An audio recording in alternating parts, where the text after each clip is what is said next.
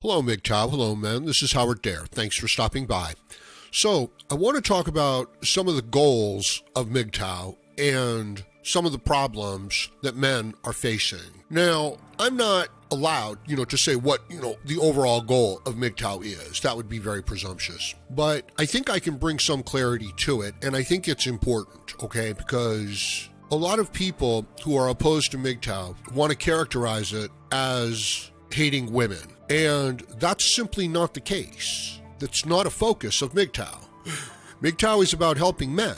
Now, understanding the situation that men are in with women is forcing a lot of men, to examine their feelings and their commitment to women. It's the old saying, you can love women or you can understand women, but you can't really do both. Now, this might be due to the man's delusions about women, fantasies, not practical, not realistic, having to grow up. That's a part of MGTOW. It's teaching men that their expectation of women is not the same as reality. And even, this is a little hard for, some people to hear, women's perception of themselves, their self-image, is not the same as reality. Made a lot of videos about this. Once the females feel that, they are justified in their behavior, they can become quite brutal and quite savage. In other words, you don't want to accidentally wander around a mother bear with her cubs, right? She's not going to give you the benefit of the doubt if you get too close. So we see this characteristic. We understand what it is. And we understand that it can be misused, right? Otherwise, you would not empower a nation of single mothers that are indignant, angry, entitled, and obese at the same time. You just wouldn't do it. You would recognize, the what do you want to call it? The ineffectiveness of incentivizing such behavior, how destructive it is to the system, and how destructive it is, to the psyche of the individual. So we are living in an age of super female entitlement. Right? They complain about the way men sit down in, public transportation.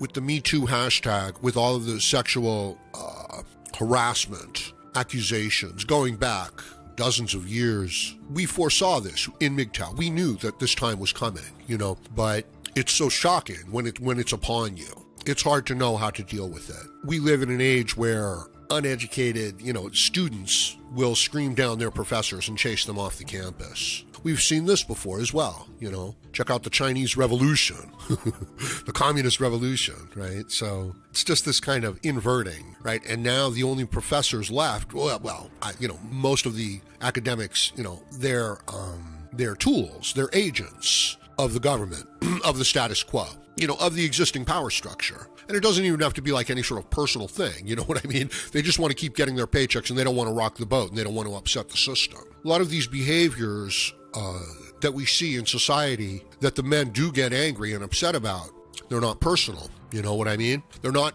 even necessarily conscious. The people that are engaging in these behaviors, they're not necessarily, doing so by intention. Now, once they engage in this behavior, once you become a part of the left, a part of the collective, once you're simply going along with a set of morals and values that you haven't examined because the majority of the people around you are going along with them, you're, participating in a kind of evil, right? You're going along. You're empowering it. You're giving it sanction. And when it's something like institutionalized misandry, the hatred of men, right? Like drafting men and then just, letting them die and then not even taking care of them when they come home from war. And it's built in, right? When the school system gives better grades to girls simply because they're girls and punishes boys simply because they're boys and they're difficult to deal with, drugs them and causes, it's just terrible. And this is normal behavior, okay? It's not hard to understand how a group of people having difficulties getting by in a free market system, in a competitive system, would demonize those that they saw with an advantage. Privilege, right? Check your privilege. So this is the environment that men are in. So I don't know how you could expect them to feel about it, right? In other words, men are even the idea of a man is being tarnished. Okay, so individually you're a good man, no doubt. But all around you in society, in media, culture, in your social groups, the message from the institutions of your society, of your culture, are that men are these evil patriarchal overlords that are sexual predators at all times, right? When this is the rarest of exceptions. Well, maybe not, in liberal circles, but you know what I mean? It's quite rare. Now, the individual man says to himself, well, I can't concern myself with that. I'm just going to go about my life and treat people I treat them and hope they're going to treat me accordingly. But it doesn't work, right? Like, if you hurt someone's feelings, if you belittle someone, you've hurt their feelings, you've belittled them. Now, they can rise above it and say, I'm not going to be bothered by any of that, but they felt what they felt. Now, we're not going to indulge those feelings, but we're not going to deny them either. Men are being mistreated, is what it comes down to. Men would be fools to hang around and help people, women, a victim class of people that resent them and hate them and want to find fault with them and essentially destroy them and destroy all of their opportunities and begrudge them any little, even freedom of speech, right? So yeah, all my videos are questionable, but they're not. And all of their videos, they're just fine, right? So there's the message there. It's very depressing. It's very upsetting. It's very unfair. It's very unjust. It reveals a great deal, about their lack of character.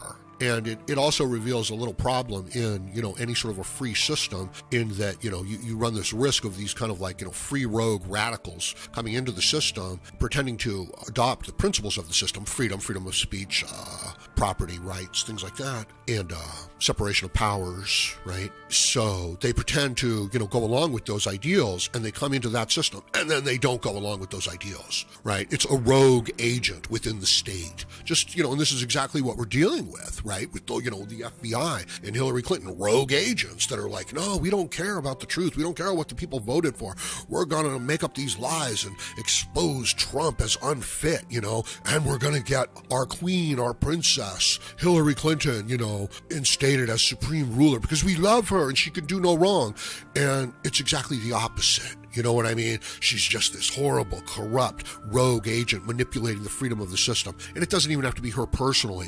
You can understand how the person who's dependent on the system, they just fall into this mode, right? So that's what we're in. We're in this environment that is far from free. It's far from open competition. It's, feminized. It's collectivized. It's socialized. Even though we call it a free, open, capitalistic society, okay, we call it that. But then there's these elements, large elements within it, pretty much everybody except your law-abiding, honorable men within your society, right? Which it's really even hard for the young man to get there. You know what I mean?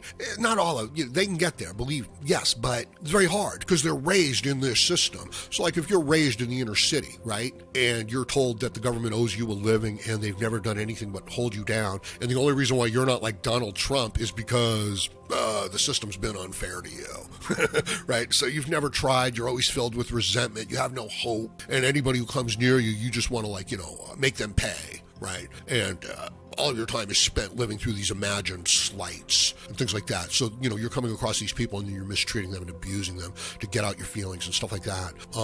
So there you go, right? What a great place to come from. Not very effective, but understandable. So you're dealing with that as well. So MGTOW doesn't hate women. MGTOW wants to alleviate some of this, the suffering, mitigate the suffering that men are having, dealing with as a result of this system. MGTOW wants to inform the young men of this system before they decide to get married to some Disney princess, right? And find out that it's some alien predator with, the instincts of unrestrained female sexuality empowered by a technological society, right? That's become collectivized. We are the Borg. So this is why the men are crying out. They need their individual freedom, right? It's these two elements at odds with each other. This feminized, collectivized, socialistic, communistic, groupthink approach to the world, forever the victim, right? Forever the victim, forever the non-achiever, forever the, resentful, that group versus the people who have to get by on their ability. They have to be productive, right? They put aside everything else. They put aside their resentment. They put aside the obstacles, right? See, that's the whole thing. I hope that you can understand that, like some of you might be hearing this and saying, yeah, but it was very unfair to me, so I fell down into this other system. And I understand that, right? It happens. But the thing is that in order to get yourself to this other level is you have to deal with the problems that come your way and overcome them. And I know it's hard, right? Like it's really hard to not fall into this resentful, blaming mind frame. Okay, so, but the man, that's what they have to do. So it's that conflict, it's like 8 out of 10 people are saying, this is never going to work. You can't do it. Let's just let the government take care of us. And 2 out of the 10 people are saying, no, I don't care. You know what I mean? I'll do something. I'll figure out something. I'll do this work. I'll build these things. I'll sell these things. I'll perform, in this manner that people find entertaining. They'll do it. And if they get struck by lightning, they'll change their method and find a new method. This is the message. This is the important message to get out of that. In other words, the person is not the champion, the winner because they got lucky. They're the champion. They're the winner because even when they did get hit with unfair obstacles, they didn't even question, that aspect of it. They just adopted to that as well. And they simply overcame all of those things. They didn't just get lucky and not have any of those things. Now, you might have more or less of those things on your way. You might have, different ones on your way. But you also have certain gifts and certain advantages along them, right? So this is the mindset that the men have in a system that, resents their very existence and is now just coming for them on all levels. And the only choice that the men have is to go their own way.